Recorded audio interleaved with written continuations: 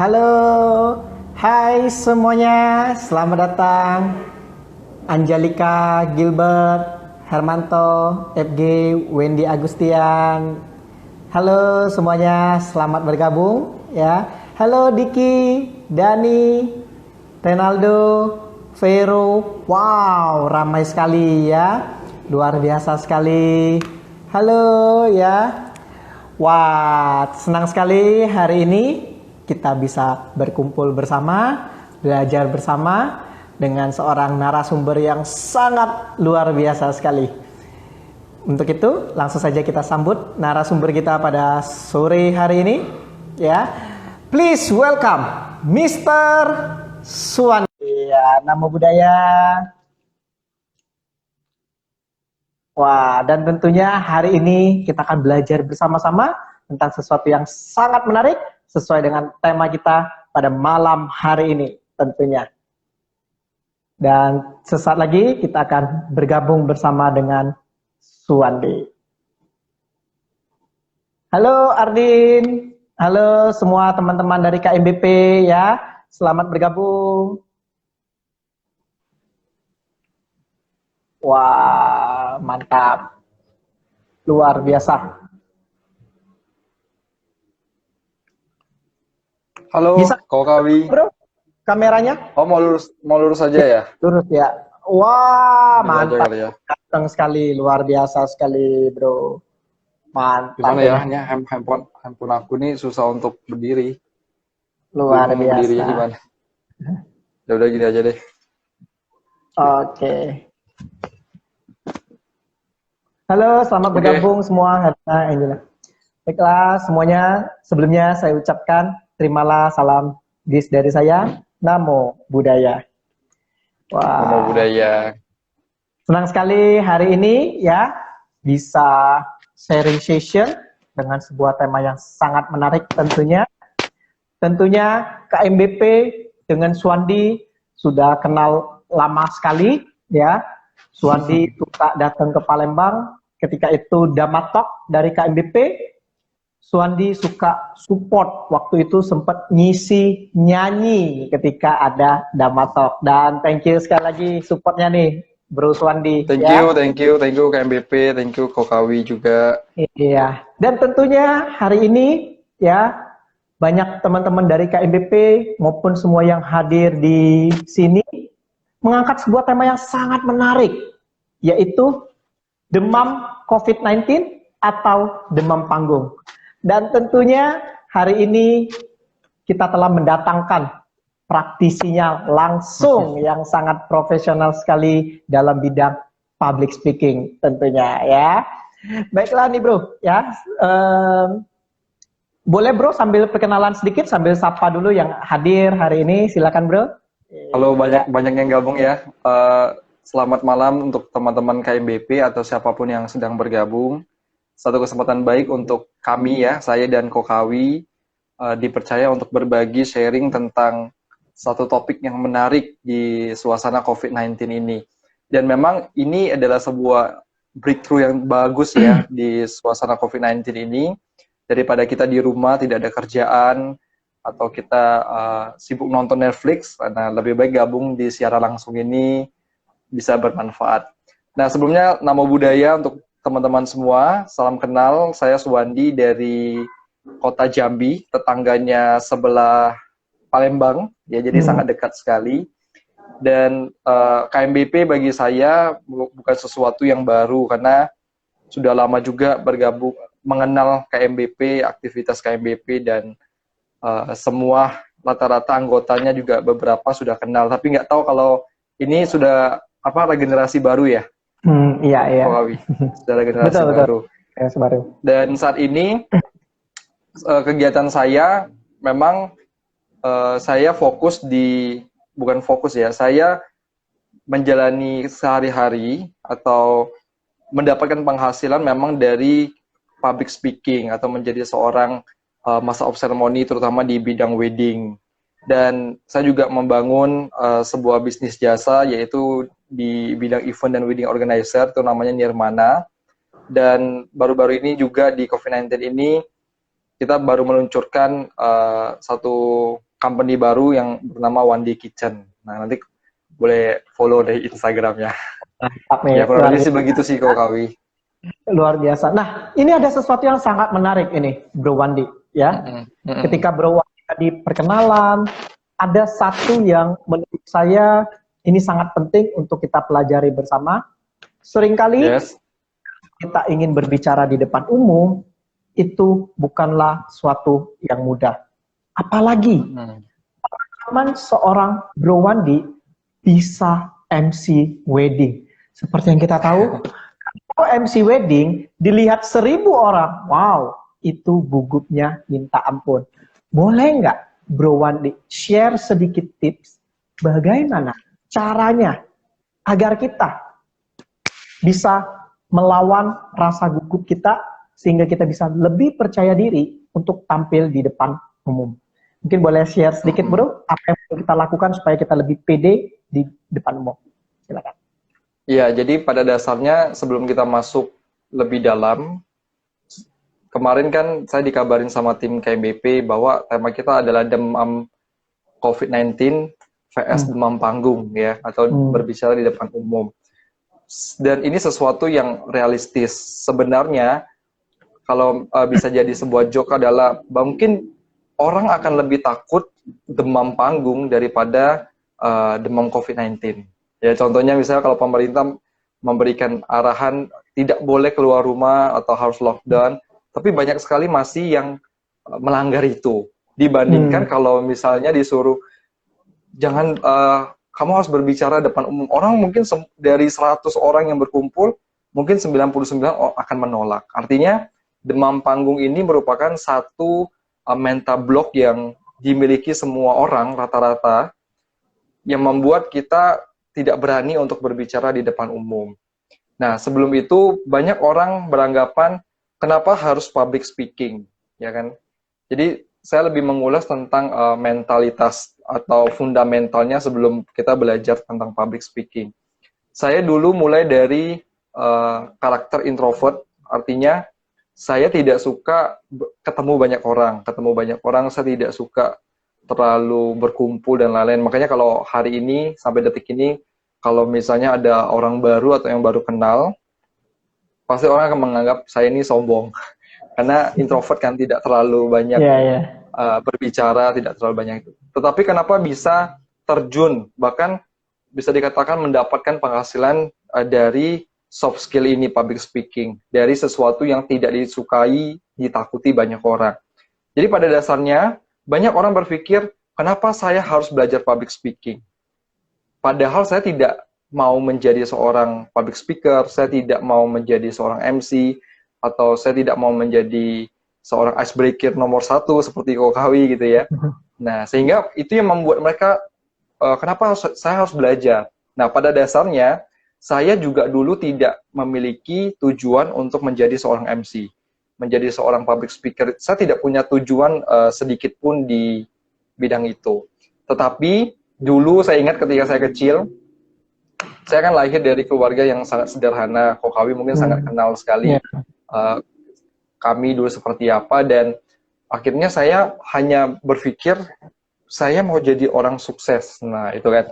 Akhirnya saya mulai searching di internet, saya mencari buku. Nah, ternyata di salah satu ulasan kategori standarnya sukses itu, kita harus menguasai yang namanya ilmu komunikasi.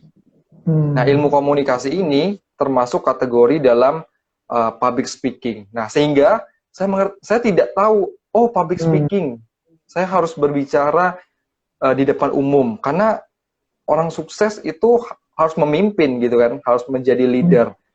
Akhirnya saya tanpa disadari akhirnya belajar public speaking tanpa saya ingin menjadi seorang public speaker, menjadi seorang public speaker gitu kan. Nah, tujuannya adalah sukses pertama. Akhirnya saya belajar, saya baca buku, saya belajar, wah apa itu public speaking? Ternyata public speaking adalah satu kemampuan kita harus berbicara di depan umum. Nah, kan saya tidak mau nih, saya tidak mau jadi seorang public speaker awalnya. Saya hanya ingin menjadi orang yang sukses, itu pada dasarnya. Tapi ketika saya belajar public speaking, ternyata public speaking bukan hanya mengajarkan atau ilmu dasar tentang berbicara di depan umum, tetapi public speaking juga merupakan ilmu komunikasi. Nah, ilmu komunikasi itu sangat dibutuhkan untuk kita mencapai satu titik standar kehidupan. Nah, sehingga, oh, ternyata public speaking itu bukan sebuah kendaraan yang sesuatu yang harus kita pelajari dan kita ingin jadi sesuatu, tetapi ini sesuatu kebutuhan. Orang mau jadi sukses itu, saya menganggap semua orang yang ingin sukses harus belajar ilmu komunikasi ini. Karena di public speaking itu bukan tentang bagaimana di depan umum tidak grogi, bukan bagaimana tentang cara pegang mic, bukan hanya itu, tetapi ada sesuatu yang mendasari itu. Nah, sehingga saya belajar lebih dalam dan secara teori maupun praktek. Nah, akhirnya pelan-pelan saya belajarlah public speaking melalui buku, melalui YouTube, dan lain-lain. Nah, cuman salahnya adalah, biar teman-teman tidak mengalami apa yang saya alami dulu, saya belajarnya secara otodidak, sehingga sedikit lambat. Ya, sedikit lambat.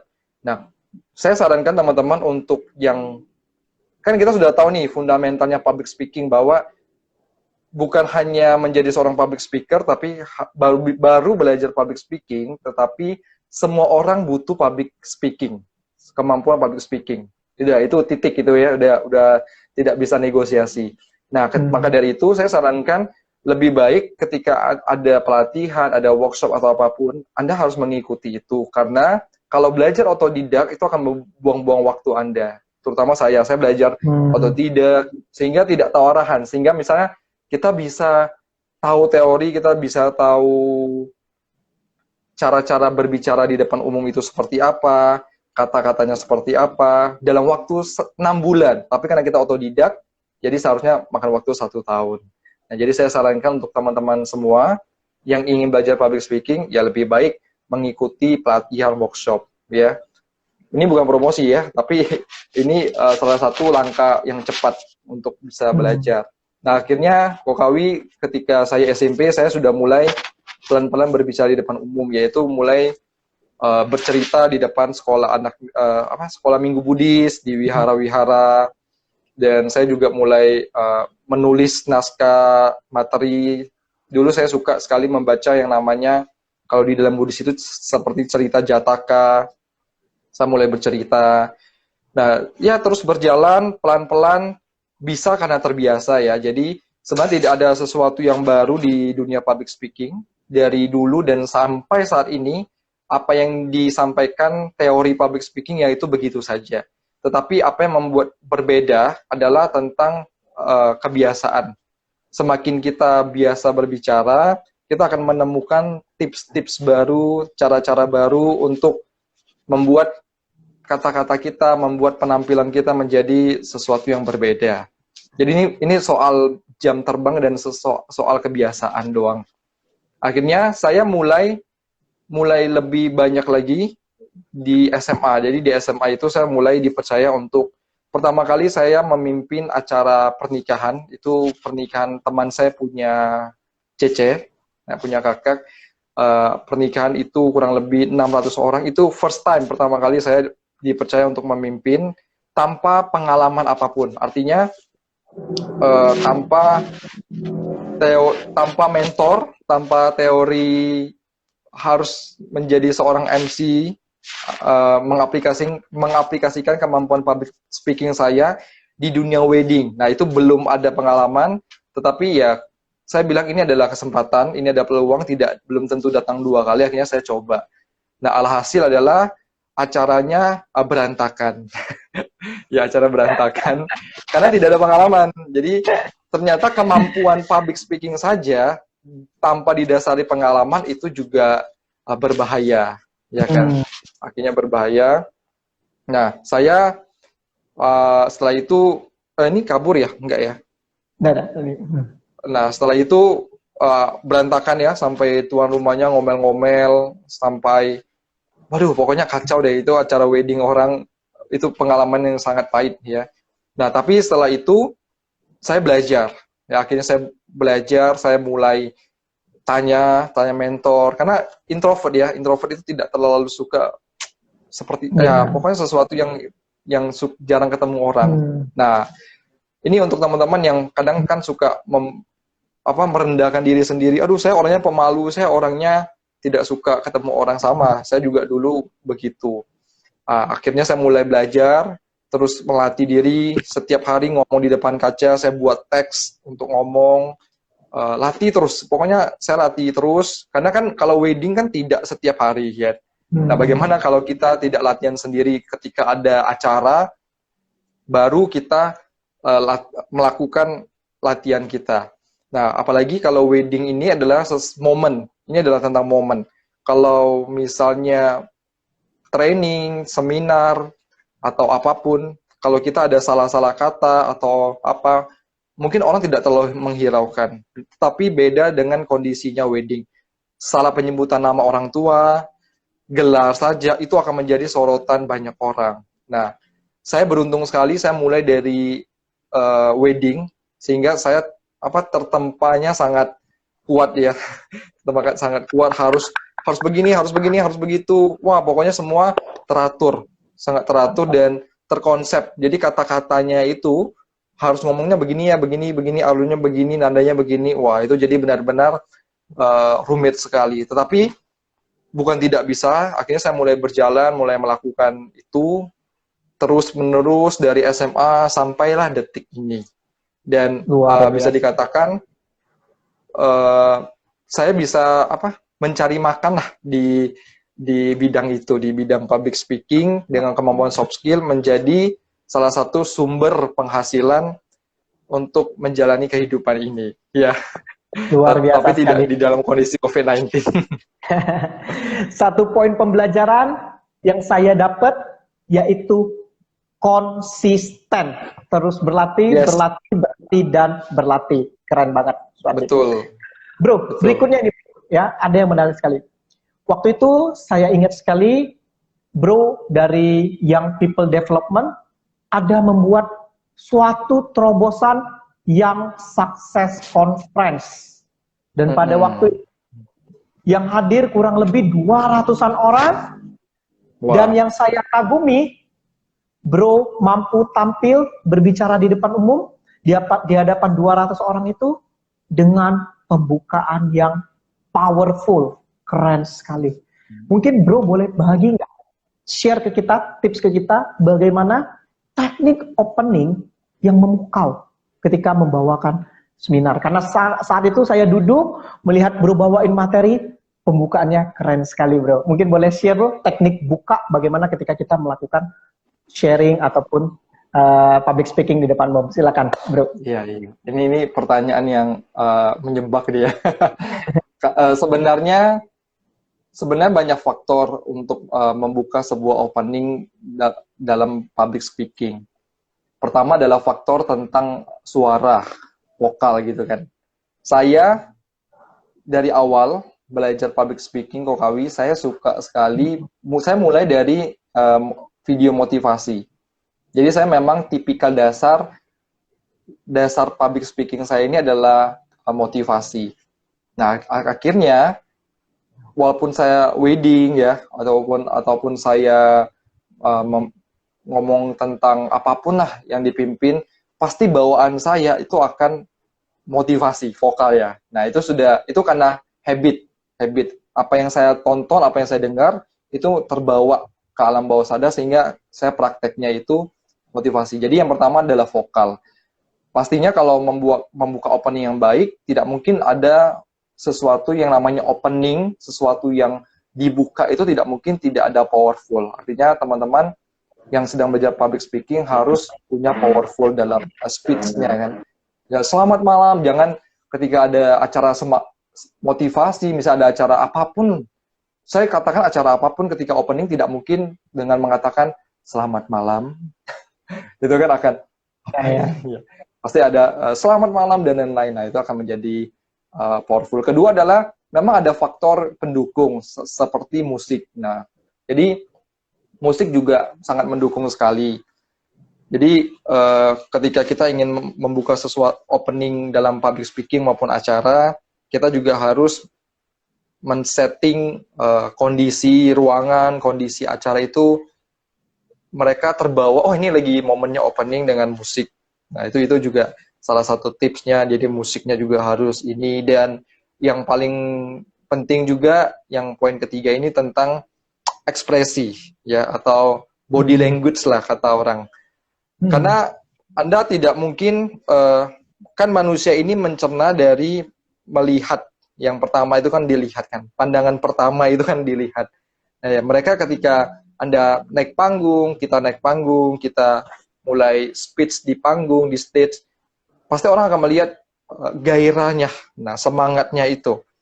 Nah, maka body language-nya, ekspresinya juga harus semangat. Jadi tidak mungkin ngomongnya selamat malam, selamat pagi, tapi dengan kondisi yang tidak tegap, lalu ekspresi yang loyo, badannya tidak tegap, nah itu akan mengurangi nilai untuk dalam opening tersebut.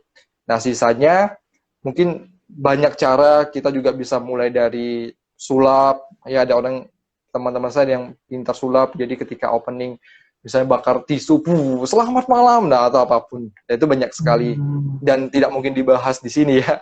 Nah, mungkin maka dari itu ada sesi-sesi tertentu yang akan membahas teknik, membahas detailnya seperti apa. Begitu sih, Kokawi. Wah, dan saya kagum sekali waktu itu melihat Bro Swandi tampil sebagai seorang pembicara ya. Pada saat itu saya sebagai peserta, saya duduk sendiri, saya nyaksiin, dan ketika saya pulang itu momennya itu masih berkesan. Kira-kira Bro boleh share nggak kira-kira bagaimana cara kita membawakan materi sehingga orang pulang ke rumah itu materinya masih mengena dan masih berkesan. Mungkin boleh share, Bro. Jadi menyusun konsep materi di sebuah training, di sebuah acara wedding, di sebuah acara workshop, training atau apapun, pasti akan memakan waktu tidak lebih kurang lebih 1 jam atau paling cepat 30 menit. Nah, sedangkan secara teori dan buku, dan saya pernah membaca buku bahwa manusia ini hanya bisa merekam kurang lebih 5-10 menit. Itu pun sudah secara maksimal. Artinya kalau trainingnya 1 jam, efektifnya itu adalah 5-10 menit. Dan itu pun didukung dengan kondisi yang tadi saya katakan, musik yang baik, lalu sound system yang oke, powerful dari kita. Maka bagaimana ketika kita hadir atau kita menjadi seorang moderator atau menjadi seorang narasumber untuk dapat memberikan kesan, ya, closingan terbaik agar seluruh materi itu dapat disimpulkan, dan pulang dari ruangan tersebut peserta akan mengingat, oh tadi si A itu bahasnya tentang ini. Yang pertama, Anda harus membuat sesuatu materi itu dirangkum dengan sesuatu yang unik. Contohnya misalnya dari materi 1 jam misalnya, Anda membuat rangkuman seperti cinta. Jadi materi hari ini saya rangkum dengan satu kata, yaitu cinta. Nah, cinta itu padahal materinya bukan bahas tentang cinta, tapi karena ada beberapa poin yang kita rangkum dan akhirnya kita bentuk, ya udah kita bentuk cinta. Nah, C itu misalnya apa, I itu apa, N itu apa, sehingga orang mengingat, oh hari ini saya belajar tentang cinta. Cinta itu adalah C itu apa, I itu apa, itu kan. Itu salah satu rangkuman. Yang kedua, kita bisa juga meng-closing dengan sebuah cerita. Nah, kalau saya memang tipikal lebih closing dengan cerita. Jadi sudah presentasi, sudah apa, menjelaskan materi, akhirnya kita closing dengan sebuah cerita. Nah, sehingga karena pada dasarnya manusia itu dari kecil kita selalu diberikan alam bawah sadar tentang cerita. Maka dari dulu kalau sekolah kita dibilang sama guru kita kan, baik, ibu akan cerita ya. Nah, maka alam bawah sadar kita ketika kita bilang, baik, saya akan mulai cerita, kita akan mulai cerita, atau saya akan akhiri dengan sebuah cerita. Nah, itu mereka akan langsung mendetek, otak kita langsung mendetek, wah, sebuah cerita. Nah, itu akan menjadi diingat.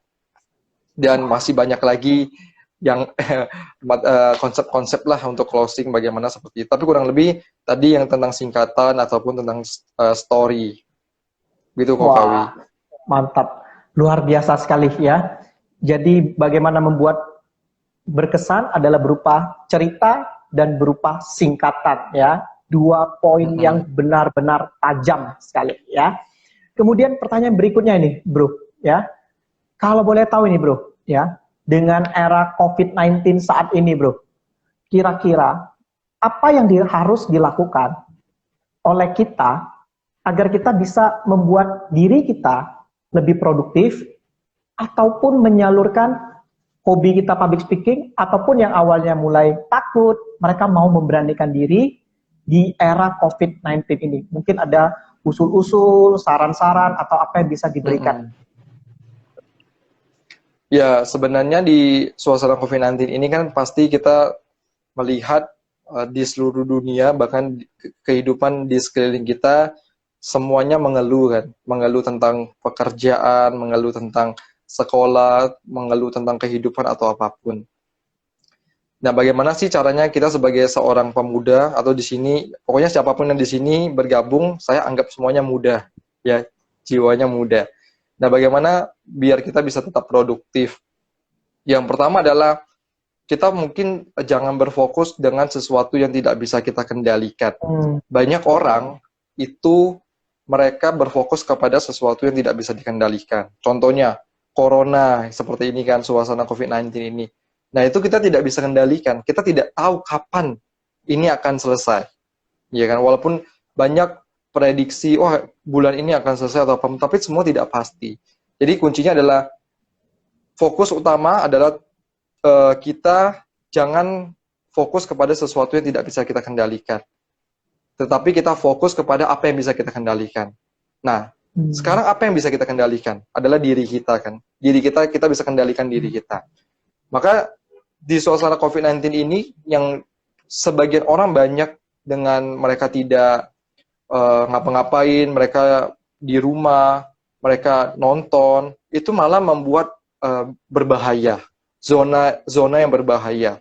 Seharusnya kalau kita di rumah, banyak hal yang bisa kita ciptakan.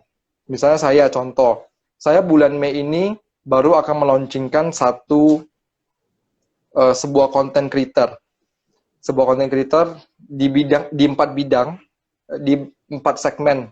YouTube channel, podcast, musik, dan film. Tapi kita akan mulai dari YouTube channel dan podcast di bulan Mei ini. Nah, tujuannya adalah saya sadar ternyata ketika orang di rumah, orang akan banyak melihat sosial media, mereka akan banyak melihat internet. Nah, maka saya menyediakan itu. Saya coba membuat konten, saya coba membuat podcast dengan tujuan ya biar kita lebih produktif. Ya, biar kita lebih produktif dan konten YouTube akan berbicara, maka itu akan menggunakan kemampuan public speaking. Lalu podcast juga berbicara, itu akan menggunakan kemampuan public speaking. Nah, jadi saya tidak tahu apa hobi teman-teman, tapi yang paling penting adalah mentalnya adalah fokus kepada apa yang bisa kita kendalikan. Sisanya tidak usah pusingin. Itu sih Kokawi. Wah, luar biasa sekali. Poin pembelajaran yang sangat menarik sekali. Fokus kepada apa yang bisa kita kendalikan. Jangan berfokus kepada apa yang tidak bisa kita kendalikan. Keren banget ya. Keren. Nah, ini ada pertanyaan yang menarik ini, Bro. Ya, dari Abu Bakar. Sampai dari Taiwan pun mendengarkan siaran ini ya. Alumni KMBP, biasa sekali nih ya, dari Abu. Thank you. Ya. Ada pertanyaan yang sangat menarik nih. Selain cerita, kira-kira ada tidak teknik penutupan yang lain yang berkesan untuk memberikan nasihat selain pakai cerita ataupun singkatan tadi? Silakan, Bro. Ada satu teknik yang saya juga sering gunakan dan bisa berkesan, bisa terbawa-bawa, tetapi juga punya resiko yang cukup tinggi, yaitu tentang perenungan. Nah, jadi perenungan itu sesuatu yang membuat kita merenung itu akan masuk ke dalam hati kita kan, sesuatu masuk ke dalam mental kita dan itu akan terkesan. Dan itu saya sering gunakan, tetapi punya resiko. Kita juga harus menguasai perenungan itu, kita juga harus menguasai materi itu, karena sesuatu yang merenung itu kan identik dengan yang sedih, yang mellow gitu ya. Nah, apakah kita berarti harus memiliki kemampuan juga bagaimana bisa menghipnotis, maksudnya menghipnotis adalah mengkondisikan suasana itu benar-benar menjadi adem, benar-benar menjadi orang fokus kepada diri mereka sendiri, dan mereka juga berfokus kepada apa yang kita ucapkan, dan itu tidak mudah, tetapi bisa. Nah, ini salah satu teknik yang bisa pulang dari acara itu pasti orang akan berkesan. Mereka akan, wah, saya seperti lahir kembali gitu ya. Luar biasa deh, ya. Dan jujur ya, berkat gara-gara denger lagu itu dan penutupan terakhir dari Swandi yang waktu di yang Success Conference itu memberikan saya perubahan dan banyak sekali meningkatkan terobosan-terobosan baru dalam hidup saya. Terima kasih loh, Bro Swandi. Keren banget. Sama-sama, Anumodana. Ya, oke. Nah, berikutnya sambil menunggu pertanyaan yang lain dari sahabat-sahabat kita yang tidak sabaran lagi. Wow, ini ramai sekali yang hadir hari ini ya. Banyak sekali fans dari Bro Swandi ya. Gimana caranya kok? Dari Maria Aca. Oh, ini selalu aktif ini ya. Luar biasa. Kok gimana caranya supaya kalau kita bicara tidak garing? Nah, Tidak garing, gimana ya? Ya, sederhana. Yang pertama adalah kita harus tahu kita audiensnya, kita berbicara dengan siapa, audiensnya siapa. Karena saya tidak bisa katakan, maka public speaking ini kan soft skill kan, sesuatu yang abstrak. Saya tidak bisa menjudge bahwa kemampuan ini kemampuan A atau teknik A itu akan baik untuk semuanya. Tidak bisa seperti itu. Jadi teknik A ya akan digunakan untuk audiens A, teknik B akan digunakan untuk teknik B. Nah, jadi bagaimana tidak garing, tidak bosan, tergantung lagi kita berhadapannya sama siapa. Contoh, saya mulai dari sekolah minggu Buddhis, anak-anak. Nah, kalau saya berbicara dengan anak-anak, saya tidak mungkin menggunakan cara, gaya dengan saya berbicara di depan orang dewasa. Betul ya, Kokawi ya? Jadi nggak mungkin dengan anak-anak, selamat pagi anak-anak, hari ini Koko akan sharing. Wah, itu nggak mungkin seperti itu. Pasti harus, selamat pagi anak-anak, tahu nggak hari ini mau ngapain? Nah, kalau udah sesuatu yang berbeda kan. Nah, lalu juga kalau misalnya kita wedding, contohnya wedding kita juga tidak bisa menggunakan gaya anak-anak. Selamat pagi Bapak Ibu semuanya, selamat malam, pasti sehat selalu kan. Oh, orang pada apa ini? Ada apa nih? Ada yang salah. Nah, jadi benar-benar kita harus tergantung lagi sih teknik. Jadi kita harus pertama ya jam terbang ya, kita harus cobain semuanya, semua event. Akhirnya kita pelan-pelan tahu, oh kita harus menggunakan gaya ini untuk audiens yang seperti ini. Kita harus menggunakan gaya ini untuk audiens yang seperti ini. Jadi tidak ada sesuatu pola yang baku di public speaking. Mantap ini. Luar biasa sekali ya. Wah, ini ada pertanyaan baru nih dari sahabat kita Heriansyah. Wah, alhamdulillah nggak demam COVID dan nggak demam panggung. Tapi dengan adanya COVID nggak bisa manggung, gimana dong? Pertanyaannya cerdas. Pertanyaannya cerdas sekali ya. Keren. Dari Heriansyah. Ya, jadi Heriansyah ini, halo Mas Heri. Mas Heri ini adalah salah satu biduannya Kota Jambi. Jadi dia udah lama nih nggak naik panggung goyang, jadi begitu tuh jawabannya.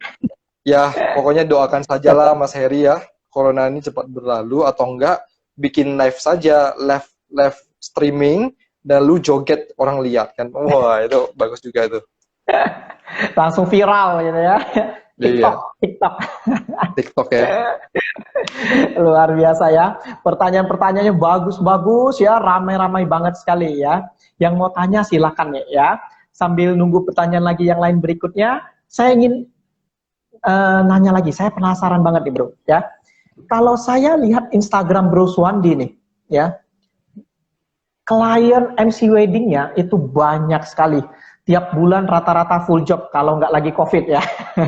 Rata-rata tiap bulan ada aja. Nah, yang saya kagumi adalah bagaimana caranya Bro Suwandi bisa ketika berada di atas panggung sebagai seorang MC wedding itu terlihat sangat berwibawa, terlihat sangat elegan.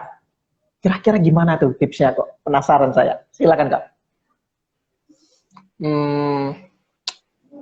Pertama adalah saya ingat dulu ketika saya mulai MC wedding itu di SMA.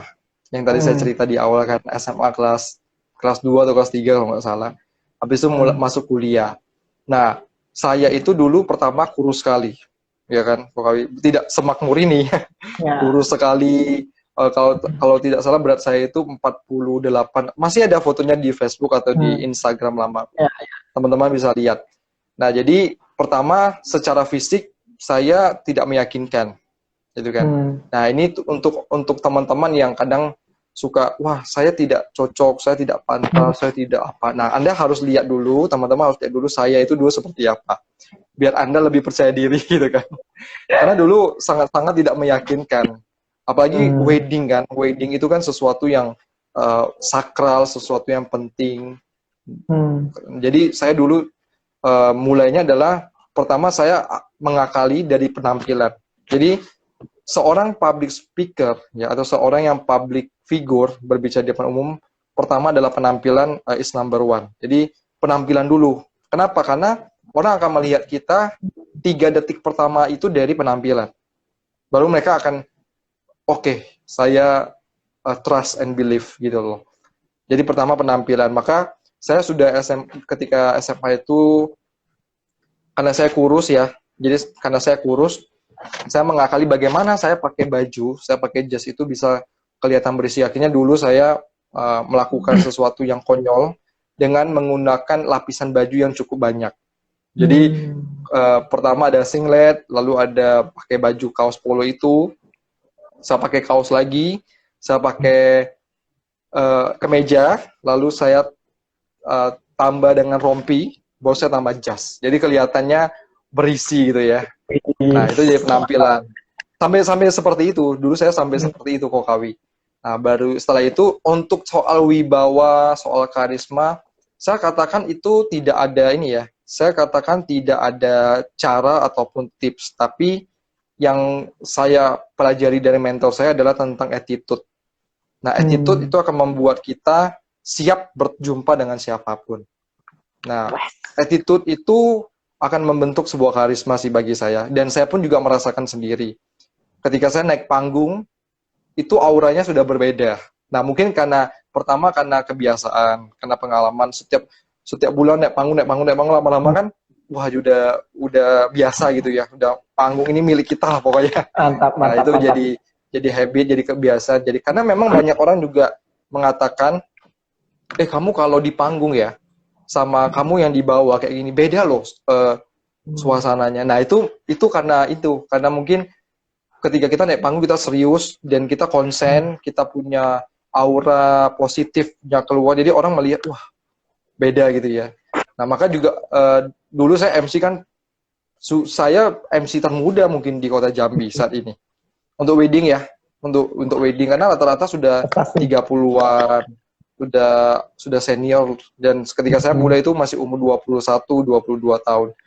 Nah, jadi sangat muda sekali, dan untuk fisik memang ya akhirnya saya mulai berolahraga. Saya juga sampai seperti itu berolahraga, mulai nge-gym, makanya mulai banyak. Lalu saya juga mulai coba memperhatikan penampilan, karena ya tidak bisa dibohongi, karena kita berdiri di depan panggung, dan itu kita menjadi sorotan, artinya penampilan kita juga harus kita perhatikan.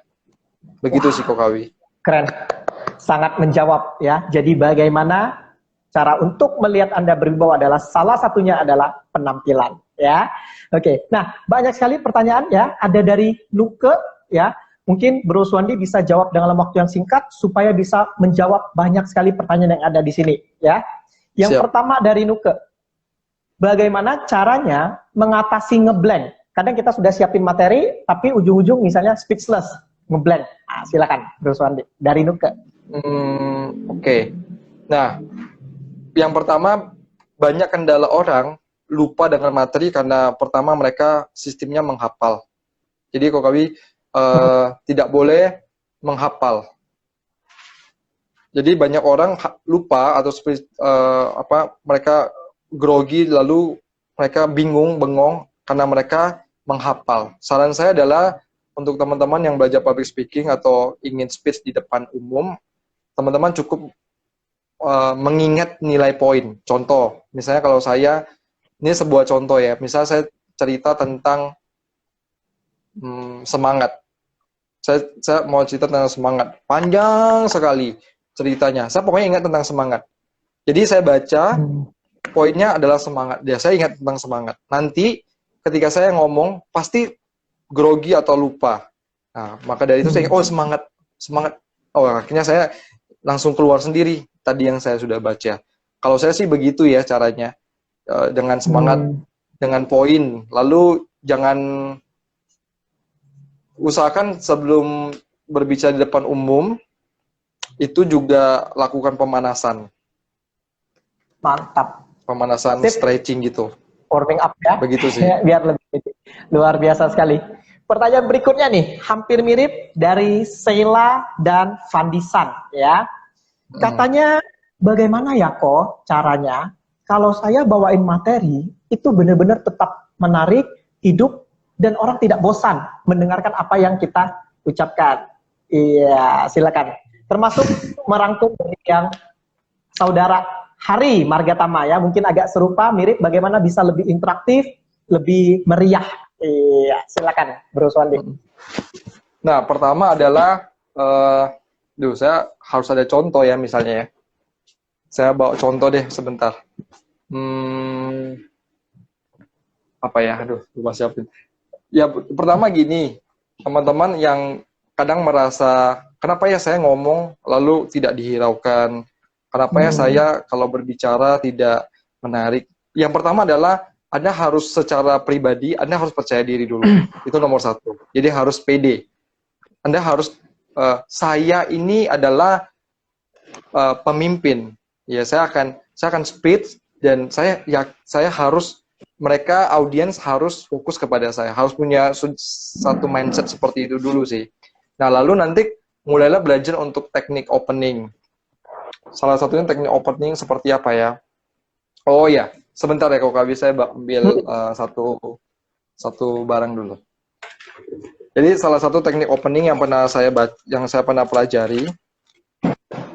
Saya nggak tahu ini teman-teman pernah baca atau enggak ya. Nah, ini deh. Saya pakai sebuah uang. Nah, misalnya nih, teman-teman yang nonton di sini, saya mau opening sebuah acara. Jadi, pertama, selamat malam teman-teman semua. Hari ini kita akan berbicara tentang nilai kehidupan. Di tangan saya ini ada uang 50.000, ya, 50.000. Kira-kira kalau saya kasih kepada Anda, teman-teman semua yang sedang nonton, mau nggak? Saya kasih Kokawi, mau nggak? Mau dong, ya, 50.000 gratis ya. Nah, 50.000 ini lumayan bisa untuk makan nasi goreng atau apapun. Nah, pertanyaan adalah, kalau 50.000 ini saya lipat, ya saya lipat seperti ini, lalu saya lipat seperti ini, kira-kira teman-teman masih mau nggak? Kokawi masih mau nggak? Mau. Kalau saya lipat seperti ini. Mau dong? Mau. Masih mau ya? Yakin? Yakin ya masih mau ya? Oke. Agak jauh sudah aku ambil. Nah, lalu uang ini saya lipat lagi. Saya lipat lagi seperti ini, saya lipat lagi, lalu saya jatuhkan misalnya, lalu saya injak-injak. Dan pertanyaannya adalah, teman-teman masih mau nggak uang ini? Kokawi masih mau nggak? Masih mau. Loh, kenapa masih mau? Padahal uang ini saya udah injak-injak. Nah, intinya adalah nilai kita sebagai manusia itu seperti uang ini. Walaupun terkadang kita ditempa dengan masalah, walaupun kita ditempa dengan sesuatu yang tidak baik, tapi kita selalu punya nilai seperti uang ini. Begitulah manusia. Selamat pagi, saya Suwandi. Nah, kurang lebih begitulah. Jadi, opening itu tidak mesti selalu selamat pagi, salam apa kabar semuanya. Tidak selalu seperti itu. Ada teknik-teknik seperti kita menggunakan cerita, kita menggunakan sulap. Seperti yang tadi saya katakan, ini ada satu istilah tapi saya lupa namanya. Menggunakan media untuk mempusatkan perhatian. Apalagi kalau banyak kan. Tapi, ya ini juga bisa digunakan dengan ratusan orang ya. Karena kalau uang itu kan orang mudah cerna kan. Nah, jadi kurang lebih sih seperti itu sih Kokawi. Nanti ya 50 ribunya kalau pas saya ke Palembang ya. Transfer, GoPay juga bisa atau OVO ya. Oh iya ya, transfer. Atau kirimin one day kitchen juga boleh. Oke. Oke. Untuk teman-teman ya yang masih mau bertanya silakan ya. Satu pertanyaan lagi nih kok. Ini makin menarik sekali. Tadi saya sudah lihat. Nah, ini mungkin bisa ditambahin sedikit lebih detail dari pertanyaan saudara Hari Margatama ya. Bagaimana caranya agar kita mengatur presentasi kita lebih interaktif? Kalau tadi kan lebih salah satu contoh tadi benar sih, suasana lebih hidup. Selain tadi ada lagi tidak yang membuat presentasi kita lebih interaktif dengan audiens? Nah, oke. Banyak seorang speaker, seorang pembicara dianggap speaker yang membosankan, dianggap speaker yang sok pintar, karena mereka menganggap mereka paling pandai. Nah, ini adalah sesuatu yang berbahaya. Kita harus ingat, seperti yang dari awal saya katakan, public speaking adalah ilmu komunikasi. Komunikasi itu terjadi karena dua arah, saya dan kamu. Nah, banyak seorang pembicara itu membosankan karena mereka berbicara tentang mereka diri sendiri semua. Tentang saya dan saya. Nah, sedangkan orang itu butuh respon, butuh interaktif. Seperti tadi, kalau misalnya tadi saya ambil uang 50 ribu, terus saya tanya, tapi saya cuma bilang, mau nggak teman-teman? Tapi kalau saya bilang, teman-teman dan Kokawi mau nggak? Lalu Kokawi menjawab, nah itu kan ada interaktif kan? Ya, ya bukan karena Kokawi mau uangnya ya. Betul. Tapi karena itu adalah interaktif kan, ada komunikasi dua arah. Maka kalau kita mau presentasi atau apapun, usahakan kita melibatkan audiens masuk ke dalam materi kita. Ya, kita seperti memberikan pertanyaan. Menurut teman-teman, kalau misalnya COVID-19 ini sudah usai, kira-kira perekonomian kita membaik atau memburuk? Nah, itu sebuah pertanyaan. Atau misalnya, coba siapa yang berikan pertanyaan atau sesuatu yang membuat mereka melakukan respon. Nah, kurang lebih sih begitu sih, Kokawi. Wah, keren. Sangat powerful, sangat menjawab, singkat, padat, tepat, tapi memikat. Keren sekali jawabannya. Benar-benar nggak salah nih, KMBP pilih narasumber ya. Langsung ini pakarnya. Terima kasih. Oke, nah mungkin boleh nggak Coach Wandi sedikit closing statement, memberikan semangat, harapan-harapan kepada saya ataupun yang di rumah, kepada kita semua hari ini, bagaimana kita bisa tetap selalu produktif walaupun di COVID-19 ini. Dan kita tidak demam panggung lagi. Silakan. Ya, pada dasarnya adalah saya lebih share tentang fundamentalnya kita sebagai manusia itu harus seperti apa. Yang pertama adalah fokuslah kepada sesuatu yang bisa kita kendalikan, bukan sesuatu yang kita tidak bisa kendalikan. Bahkan di dunia public speaking pun, kita tidak bisa mengendalikan audiens. Ya, jadi jangan berharap saya harus mengendalikan mereka. Itu tidak mungkin. Jadi kita fokusnya adalah apa yang bisa saya lakukan. Nah, kita fokusnya kepada yang pertama, yang apa yang bisa kita kendalikan. Kedua adalah ingat selalu kalimat ini, bisa karena terbiasa. Jadi yang paling penting itu adalah kebiasaan. Saya sampai di detik ini, hari ini, masih terus melakukan kebiasaan berbicara. Dan kalau teman-teman boleh tahu ya, saya suka sekali berbicara sendiri. Nah, mungkin di dalam kamar atau di dalam mobil, saya buat, saya mau, misalnya suatu saat, saya ingin membahas tentang topik ini. Akhirnya saya buat naskah, buat skrip, akhirnya saya belajar, dan saya mulai bicara sendiri. Tujuannya bukan untuk saya depan ketika ada momen saya belajar, tidak. Bahkan di COVID-19 ini saya terus belajar. Karena kesempatan itu hadir ketika kita siap. Contohnya misalnya hari ini. Kalau saya tidak belajar dari dulu, saya tidak membiasakan diri dari dulu, ketika KMBP memberikan kesempatan, mau nggak besok bisa jadi narasumber dan berbagi? Kalau saya tidak belajar dari dulu, mungkin hari ini tidak ada live streaming bersama KMBP dan Kokawi. Jadi di COVID-19 ini mulai membiasakan habit yang baik, ya kan? Dan yang ketiga adalah bagi saya tidak ada yang tidak bisa, tetapi banyak orang itu tidak mau. Jadi jangan ngomong tidak bisa, lalu jangan ngomong, aduh saya ini punya fisik tidak cocok, saya ini, nah lebih gitu. Tapi mungkin fokus kepada kalau misalnya saya bisa public speaking, gimana ya? Wah, jadi harus menghayal, ya bermimpi. Saya dulu dari dulu begitu sih. Kalau saya bisa depan umum ngomong, wah itu keren banget itu ya. Wah ini akan jadi mulai berimajinasi, itu akan membuat magnet kehidupan itu akan hadir ke dalam hidup kita. Gitu sih Kokawi, 3 poin. Wah, keren banget. Luar biasa sekali nih Bro Suwandi nih ya. Misal nih kok ya, kalau misalnya yang hadir hari ini ataupun teman-teman yang ada di rumah ingin mulai belajar, ingin sharing lebih lanjut, kemudian ingin diskusi, mungkin tanya di sini malu. Nah, mungkin mau tanya pribadi, mau belajar, mungkin bisa hubungi kemana kok untuk biar lebih tahu. Boleh nanti teman-teman follow Instagram ya. Nanti saya follow back. Belajar kita boleh kenalan dulu di sosial media nanti, karena yang tadi seperti saya katakan, bulan Mei ini saya akan launchingkan konten-konten yang positif, konten-konten yang inspiratif dan motivatif, jadi motivasi gitu. Teman-teman boleh follow Instagram saya Suwandi_Nirmana. Ya, nanti di sana akan melebar tuh, ada Nirmana, ada One Day Kitchen, ada konten yang baru saya buat cerita kita. Nanti di sana juga ada nomor WA saya. Jadi kita boleh sharing apapun yang bersifat positif. Wah, begitu. Luar biasa ya.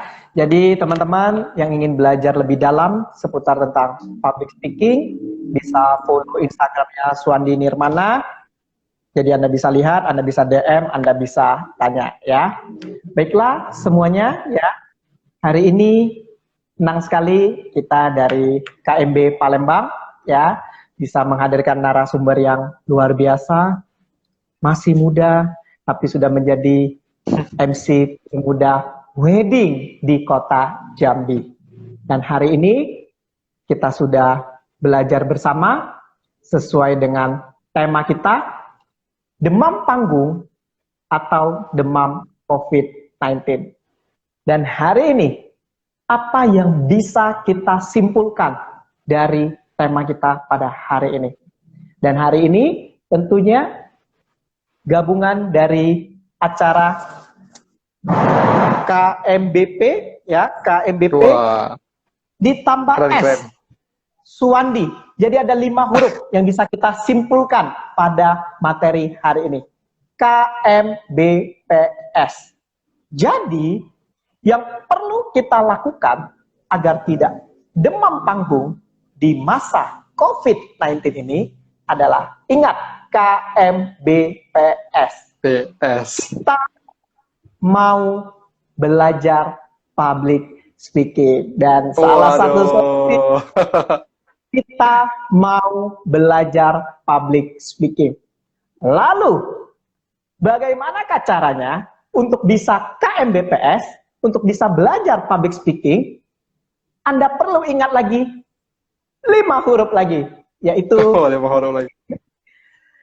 KMBPS kembali ya. Jadi dari yang telah digabung, diberikan ilmunya oleh Suwandi, kita perlu ingat 2 yang pertama, KM. Kontrol mindset. Ingat, Anda hanya bisa mengendalikan apa yang ada di dalam diri Anda. Dan Anda tidak bisa mengendalikan apa yang terjadi di sana. Dan ingat, dua huruf ini, kontrol mindset. Kemudian berikutnya yang kedua adalah, dari yang disampaikan oleh Bro Swandi adalah BP. Banyak praktek. Banyak praktek itu adalah kuncinya. Dan yang terakhir, KMBPS. Ketika Anda sudah kontrol mindset Anda, ketika Anda sudah banyak praktek, yang terakhir Anda akan mendapatkan S, yaitu sukses. Dan ketika Anda mampu menguasai semua, Anda mampu menjadi pribadi yang jauh lebih luar biasa, nilai jual Anda jauh lebih meningkat dengan adanya public speaking ini. Terima kasih atas ilmu yang sangat luar biasa sekali. Thank you juga KMBP, Kokawi. Lupakan kolaborasi yang luar biasa antara KMBP dan Suwandi. Sehingga 5 poin tadi KMBP memberikan makna yang mendalam untuk kita pelajari bersama. Thank you sekali lagi semuanya atas kehadirannya, ya, atas waktunya, ya. Thank you banget. Semoga materi yang disampaikan hari ini bisa bermanfaat untuk Anda semua, bisa Anda praktekkan, dan bisa membuat semangat Anda di masa COVID-19 ini lebih bergairah dan lebih bermanfaat tentunya. Boleh kita beri love paling banyak sekali lagi untuk Bro Swandi, ya. Jempolnya juga boleh diberikan sebanyak-banyaknya, love-nya. Kalau Anda bermanfaat, ya diberikan aja sip-nya, love-nya, ya. Oke, dan sekali lagi untuk Anda semua, Anda boleh pantau terus mungkin aktivitas dari Bro Swandi untuk Anda belajar di Swandi Nirmana, dan Anda juga boleh pantau terus IG KMBP Live, ya. Siapa tahu ada narasumber berikutnya yang bisa Anda untuk belajar bersama. Dan kabar gembiranya, KMBP juga sedang open donasi. Jadi kalau Anda merasa ilmunya bermanfaat, kalau misalnya Anda lagi ingin berbagi, Anda boleh transfer ke rekening KMBP untuk berbagi bersama di COVID-19 ini. Mungkin itu saja yang bisa saya sampaikan. Semoga nanti dana yang terkumpul bisa kita pakai, bisa kita berikan kontribusi, sehingga bisa bermanfaat untuk orang banyak. Thank you loh, Bro Swandi. Sekali lagi. Thank you, Ko. Ya. Thank you, KMBP. Semoga nanti kita habis COVID-19 ini bisa ketemu ya. Kita bisa belajar live. Sip. Thank you semuanya. Sampai jumpa lagi di lain kesempatan. Saya, Ferdi Kawi, alumni dari koordinator di bidang divisi SDM KMBP, mengucapkan terima kasih sekali lagi atas partisipasinya. Sampai jumpa lagi di channel IG Live KMBP berikutnya. Thank you. Thank you, bro. See you guys. See you.